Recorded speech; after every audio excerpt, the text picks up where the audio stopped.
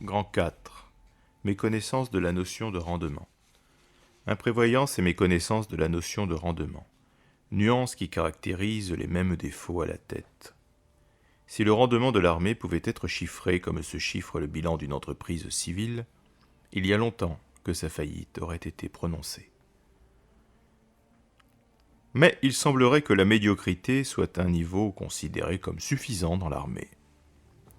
Le rendement que l'on reconnaît généralement aux unités parachutistes, et leur polyvalence dans les missions les plus variées, imposerait cependant d'étudier si le paiement de la solde à l'air et la cherté des crédits aériens ne seraient pas de l'argent bien placé pour la formation physique et morale de la troupe, dont la plus-value compenserait un peu la pénurie générale d'effectifs.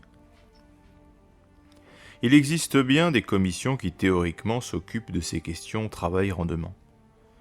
Mais il n'en sortira rien, si ce n'est la suppression de quelques papiers inutiles, tant que le régime de défiance, qui est de règle, subsistera. Un salopard peut encourir 100 jours de prison dans l'année. Il ne suffira pas de faire état de ces 3 mois d'indisponibilité pour raison disciplinaire pour obtenir son renvoi. Il faudra justifier cette demande de renvoi. Bien mieux, si ce salopard demande lui-même la résiliation de son contrat pour convenance personnelle, cette résiliation sera refusée. N'importe quel patron se réjouirait de voir partir de son plein gré un mauvais ouvrier. Mais l'administration, qui a tout le temps devant elle, vous expliquera qu'il convient de constituer un autre dossier pour obtenir le renvoi, non pas pour convenance personnelle, mais pour mauvaise manière habituelle de servir. Un capitaine, un colonel, demande la rétrogradation ou la cassation d'un subordonné. Il faudra monter à l'échelon du ministre pour l'obtenir. Il en résulte que le meilleur moyen de se débarrasser rapidement d'un élément indésirable sera de réussir à le glisser ailleurs. Le chef renonce à demander une traduction devant le tribunal militaire en songeant aux longs mois nécessaires pour l'obtenir, mois durant lesquels il sera tenu de faire garder l'intéressé à l'unité. Pendant tout ce temps, il faudra un homme pour garder un prisonnier qui fera semblant de travailler. Quel rendement! Et quel rendement encore quand on songe aux dizaines d'heures de travail qu'à tous les échelons de la hiérarchie ce cas spécial aura exigé. Mais le commandement n'est probablement pas persuadé que le fait d'être militaire est un honneur et que le renvoi de l'armée, surtout s'il était accompagné de la privation de certains droits du citoyen, serait une sanction valable du point de vue du rendement. Les cadres insuffisants ou prématurément fatigués doivent eux aussi trouver une porte de sortie facile hors de l'armée pour que leur reconversion dans le secteur civil se fasse sans difficulté. Il a été suggéré à ce sujet que la lecture des notes mises par un chef à un subordonné devienne une règle. Elle permettrait à chacun de connaître l'effort à faire pour se perfectionner. Elle éviterait en outre de conserver des cadres qui se font peut-être des illusions sur leur avenir dans l'armée. L'inconvénient en serait le risque de voir des notes surestimées par certains chefs qui n'auraient pas le courage de dire ce qu'ils pensent à leurs subordonnés. Le procédé préconisé mériterait cependant d'être fortement conseillé. Un subordonné mal noté saurait ainsi, au plus tard à l'occasion d'une mutation, l'appréciation dont il a fait l'objet, même si un précédent supérieur n'avait pas eu le courage de l'en informer. Les règles de l'avancement elles-mêmes sont dénuées de valeur à l'époque actuelle, puisqu'elles favorisent généralement l'accès du grade supérieur aux plus anciens, aux plus âgés, alors qu'il faudrait promouvoir à chaque poste le plus apte à rendre, quel que soit son âge ou son ancienneté. Nous connaissons tous des lieutenants parfaits qui auraient beaucoup plus de rendement que certains capitaines commandants de compagnie. Nous connaissons des capitaines qui feraient d'extraordinaires chefs de bataillon, alors que certains commandants sont médiocres dans cet emploi. En vertu des règles désuètes, ils marqueront le pas, et quand ils seront promus, ils n'auront plus, à cause de l'âge, le tonus qui faisait leur valeur. Il est juste, évidemment, de ne pas oublier que la spécialisation et la technicité de plus en plus poussée de certaines branches militaires requièrent des études longues et une stabilité qui s'oppose au caractère recherché chez des cadres jeunes.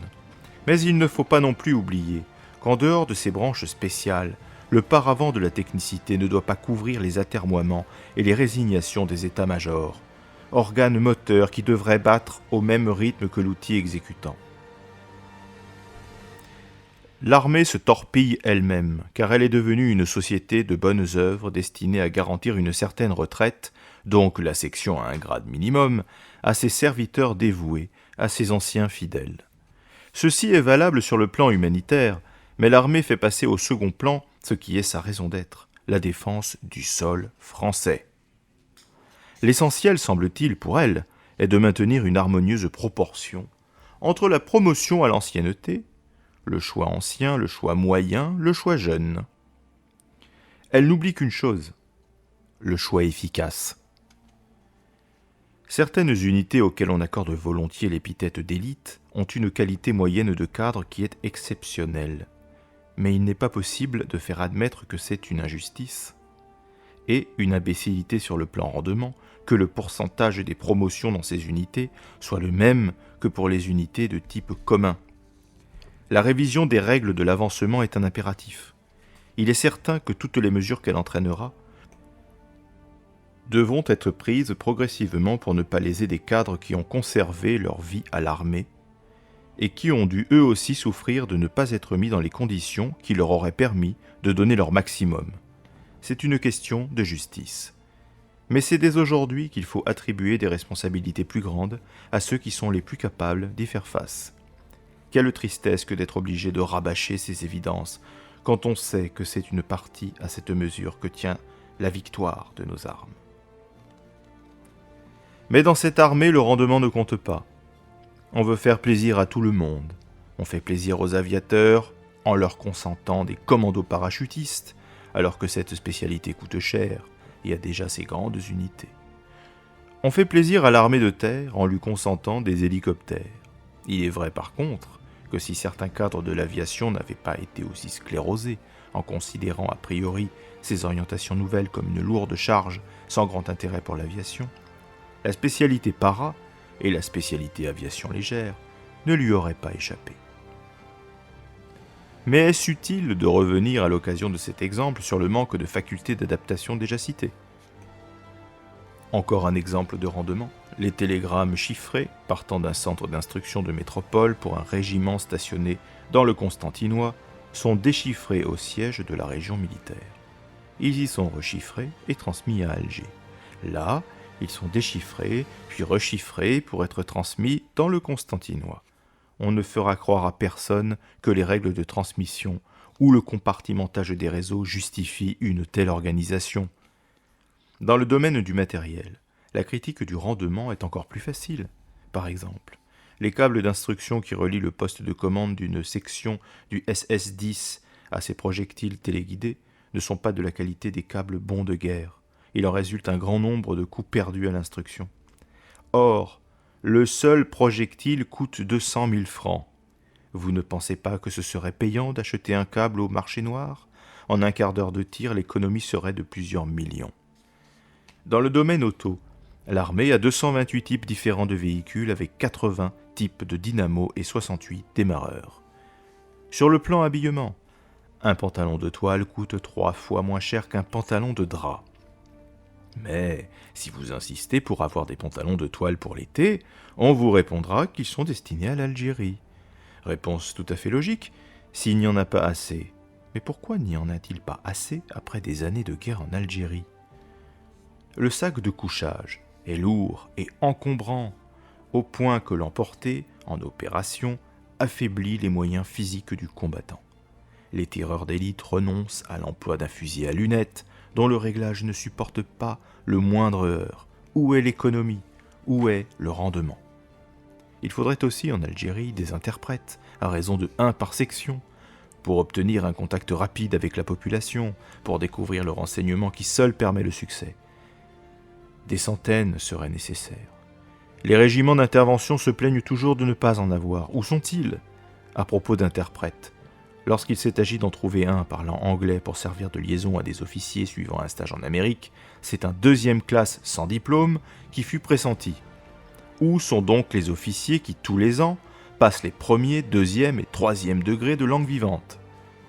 Économie et rendement dépendent des possibilités d'action que permettent les règles en vigueur. Si ces règles sont inadaptées aux circonstances du jour, elles doivent être modifiées, car il n'est pas possible d'admettre que le but final de l'administration militaire soit seulement de faire appliquer le règlement, quand celui-ci ne se plie pas aux soucis de l'économie et du rendement. De l'âtre renvoyer les commandants d'unité ou chefs de service incapables de le contenter. On peut aimer ou ne pas aimer ses méthodes, mais il faut reconnaître qu'il a toujours trouvé parmi les remplaçants des hommes qui ont su prendre les initiatives nécessaires pour lui obtenir ce qu'il considérait comme indispensable, ce qui prouve bien que ce qui paraissait désirable était également possible.